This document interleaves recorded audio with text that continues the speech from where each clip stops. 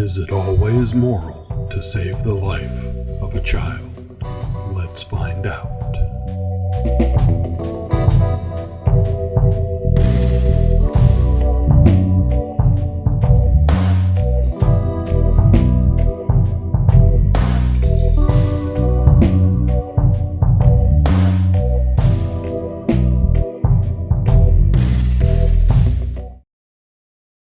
It's a beautiful night for bourbon. It's always a beautiful night for bourbon, especially on a night when I've got bourbon. And hey, guess what? Yeah, you guessed it. Tonight, I've got bourbon. Yeah, it's a pretty nice bourbon. In fact, one might consider it perfect.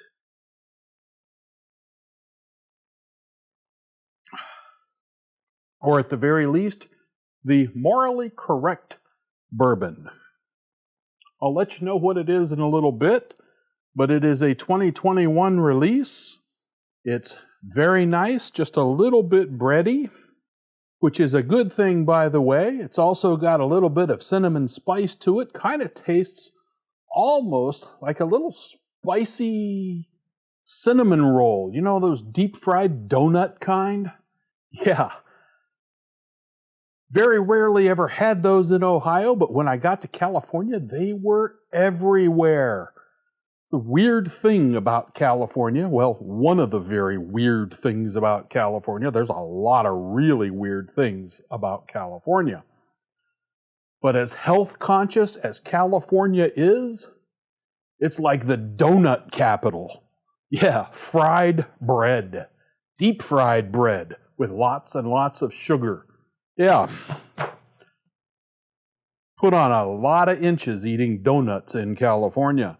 And some of those cinnamon rolls, well, they were damn good. All right. Good evening, everyone. In my last video, I proposed a thought experiment. I did not provide my own answer, but I did indicate that I would in my next video. And hey, guess what? Yeah, just like I've got bourbon, this is my next video. Now, if this works, this will be the third time I've recorded it. Yeah, I'm getting kind of tired of doing this video. But I've been having some audio problems. I'm hoping that I got them fixed. I might just end up having to get myself a new mic. We'll see when this one is over. Anyhow, in my last video, I asked you to imagine that you were alone in a large plaza where you planned to spend the afternoon, so you were pretty much at your leisure. In the center of that plaza is a large fountain. It's a big wide circle. It contains about 3 feet of water that is down about a foot from the top, so it's really about 4 feet deep. As you look at the fountain, you notice a toddler standing at the side of the fountain, and then doing what toddlers do.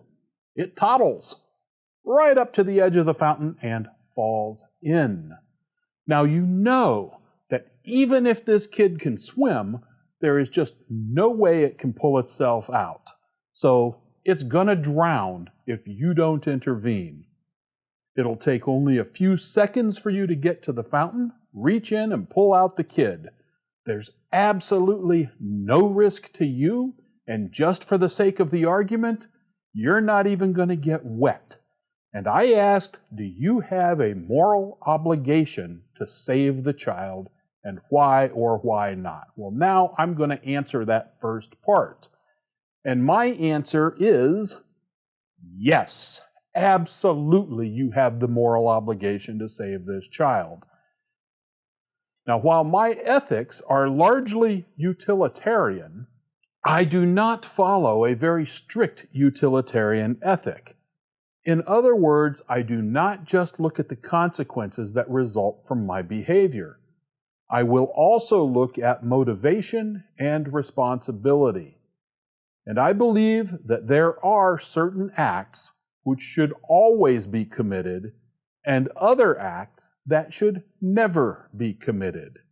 So I might ask myself, is a person who would or would not do this thing the kind of person that I wish to be? And typically, I ask these questions before attempting to assess the potential outcomes or consequences of a particular action. If the behavior is not required nor forbidden, then a utilitarian ethic based upon the most good for the most people is what I will generally use. So I will use a combination of deontological, virtue, and utilitarian ethics.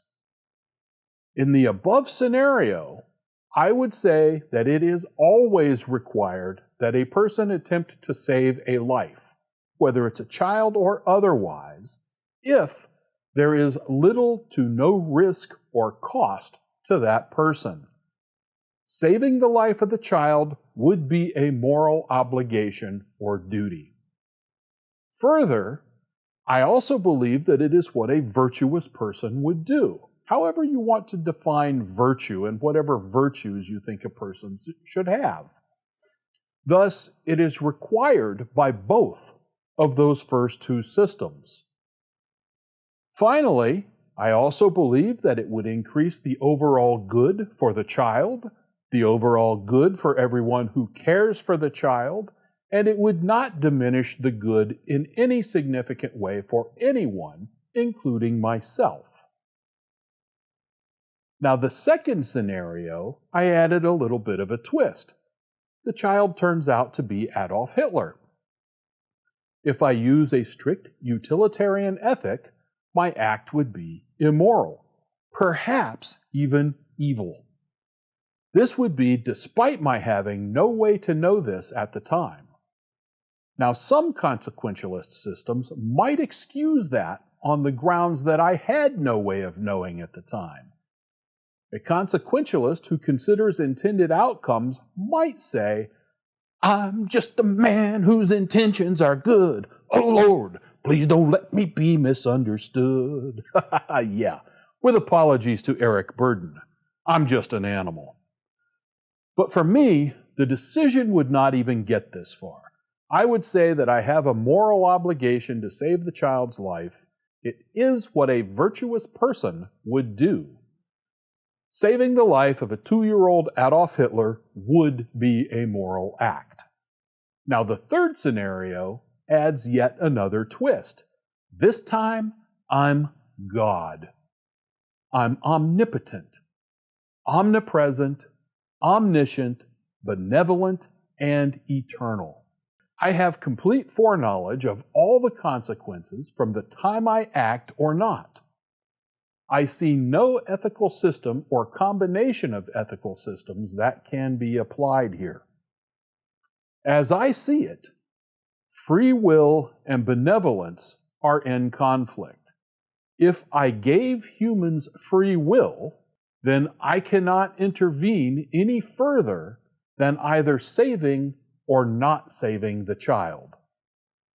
So my choice is either I save a single child who I know will kill millions, or I allow the child to die. And those millions, at least a huge percentage of them, live on into old age.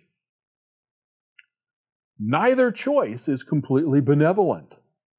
Therefore, with either choice, I must act contrary to my nature. So I'll let you decide what God should actually do here. It's really, I think, very much a moral dilemma. But perhaps you have another solution. The purpose of this exercise is to not only consider the nature of God, but also the nature of evil. Philosophers and theologians speak of two different kinds of evil: moral evil and natural evil. Now, I believe in moral evil, i.e., immoral acts. However, I tend to disbelieve in natural evil. My own position on evil is that for something evil to happen, it requires intent. And thus, not all bad things that happen have intent. So you can have bad things happen without them being evil. Things like pandemics, droughts, hurricanes, etc. These are each just processes of nature. They are things that happen, and sometimes things that bring dire consequences, things that we might consider bad. But they are not evil. Now, this is an issue that I certainly will want to explore further in future videos. I'm not done with this. This is just sort of an opening volley, if you will. Okay, back to bourbon. Yeah, this is not an evil bourbon, not by any means. It's a very good bourbon. Whoa, and whoo! That one I drank a little too quickly, I think, and a little too big a sip. A little spicy there, peppery, cinnamony, and so on. It's a nice, sweet bourbon, sort of, like I said, reminds me of cinnamon rolls, the deep-fried donut kind. And that means, since there's bread involved, it's a wheated bourbon. Yeah, and tonight it is the 2021 release FAE01 of Maker's Mark.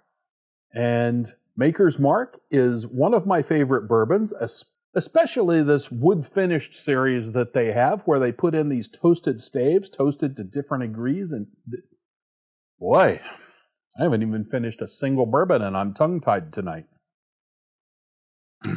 This is going to be fun because I'm recording about 3 or 4 of these videos. Anyhow,